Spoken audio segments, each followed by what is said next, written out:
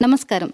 Shivashakti Sai TV Siddhaguru Shri Ramanananda మహర్షి వారి ఆధ్వర్యంలో సంయుక్తంగా నిర్వహించబడుతున్నటువంటి శతప్రశ్న శరసంధానం కార్యక్రమానికి స్వాగతం.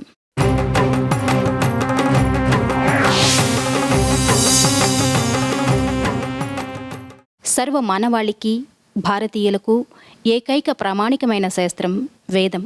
గత 5000 సంవత్సరాలుగా ఈ వేదం మానవాళికి దూరమైంది. దీని ఫలితంగా సత్యజ్ఞానం లోపించింది, అసత్య జ్ఞానం తాండవించింది. సత్య జ్ఞానాన్ని పుష్కలంగా వితరణ చేయడానికి, సనాతన ధర్మాన్ని స్థాపించడానికి సిద్ధగురు శ్రీ రమణానంద మహర్షి వారు చేస్తున్నటువంటి వేదమాత సేవయే శతప్రశ్న శరసంధానం.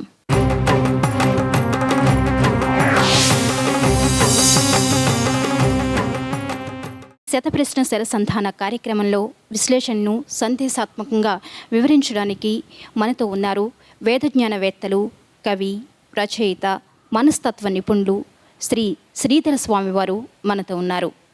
వారితో మాట్లాడి ఎన్నో ఆసక్తికరమైన విషయాల్ని తెలుసుకుందాం. నమస్కారం స్వామి. నమస్తే అమ్మా. ఓం విశ్వాని దేవ సవితర్ దురితాని పరాసువ యద్భద్రం తన్న ఆసువ. ఓం శాంతి శాంతి శాంతి. శ్రీధర స్వామివారు, ముందుగా సిద్ధగురు శ్రీ రమణానంద మహర్షి వారు చేపట్టినటువంటి ఈ కార్యక్రమంపై మీరు ఏ విధంగా స్పందిస్తున్నారు? ఈనాడు ప్రపంచ మానవులంతా అశాంతిలో వేగిపోతున్నారు. మానవుడి అశాంతి సమస్త జీవకోటికి కూడా వ్యాపిస్తుంది. చివరికి గ్రహోపగ్రహాలకు కూడా చేరుతుంది అశాంతి. దాన్ని దూరం చేయాలంటే మనిషికి పట్టిన ఈ మురికిని తుడవడానికి ఆధ్యాత్మికవేత్తలే సమర్థులు. అందులోనూ మనది వేదభూమి. వేదాలు ప్రపంచ శాంతి కోసమే ఆవిర్భవించాయి కాబట్టి ఆ వేద జ్ఞానాన్ని మనం మర్చిపోయాము. దాన్ని మళ్ళీ తెలియజేయాలని అందరిలో ఒక వైదిక స్పృహ, చైతన్యం కలిగించాలని స్వామివారు అనుకోవడం చాలా సంతోషం. దానికి మరి విస్తృతంగా ఈ సమాచార మాధ్యమం ద్వారా అందించాలనుకోవడం చాలా గొప్ప విషయం. అందుకు వారిని నేను మనసారా అభినందిస్తున్నాను. స్వామి, సిద్ధగురు శ్రీ రమణానంద మహర్షి వారు ఇప్పుడు మనకి శతప్రశ్న శరసంధానం కార్యక్రమం ద్వారా ఒక అద్భుతమైన కార్యక్రమానికి శ్రీకారం చుట్టారు. మరి దానిలో మొదటగా ఆయన సంధిస్తున్న ప్రశ్న ఏంటి అంటే, సనాతన ధర్మం అంటే ఏమిటి? ధర్మము, దానికి విశేషణము సనాతనము చేరిస్తే సనాతన ధర్మం అవుతుంది.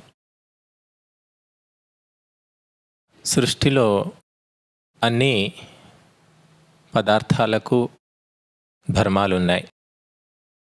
ధర్మము లేకుంటే అది ఆ పదార్థంగా పిలువబడదు. అగ్ని అంటే ఉష్ణము ఉంటుంది. ఉష్ణం ఉంటేనే అగ్ని అంటారు.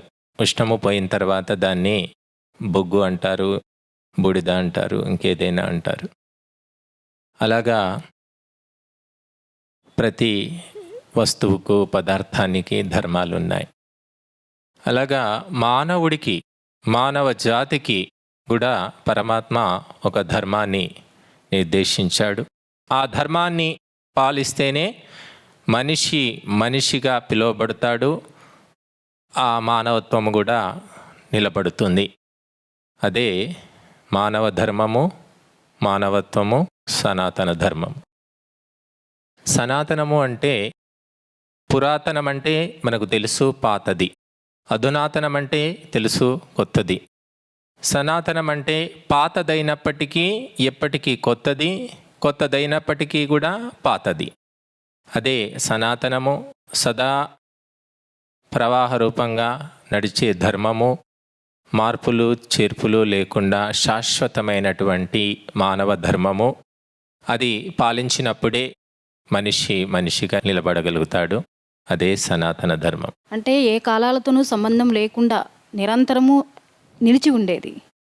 ఆ దేశ కాల పరిస్థితులతో సంబంధం లేకుండా ఎప్పటికీ ఉండేటటువంటి శాశ్వత సూత్రము అదే సనాతన ధర్మం. అంటే గౌణంగా సెకండరీగా ఏమైనా మార్పులు రావచ్చు, కానీ ప్రధానమైన మార్పు మాత్రము ఉండదు. మనము ఎండాకాలము, చలికాలము, వానకాలము బట్టలు ధరిస్తాం, బట్టలు ధరించకుండా ఉండము. కాకపోతే సందర్భాన్ని బట్టి, ఋతువులను బట్టి ఆ మార్పు చేర్పులు ఉంటాయి, అటువంటి మార్పులు ఉంటాయి. కానీ ప్రధానంగా మాత్రము ధర్మము మారదు, అదే సనాతన ధర్మం. అయితే దీనికి ఒక ప్రత్యేకమైనటువంటి స్వరూపం ఉందా? అసలు ఆ స్వరూపం ఏంటి? సనాతన ధర్మానికి స్వరూపం ఏది? సనాతన ధర్మాన్ని వేదాలు మనకు ప్రబోధించాయి.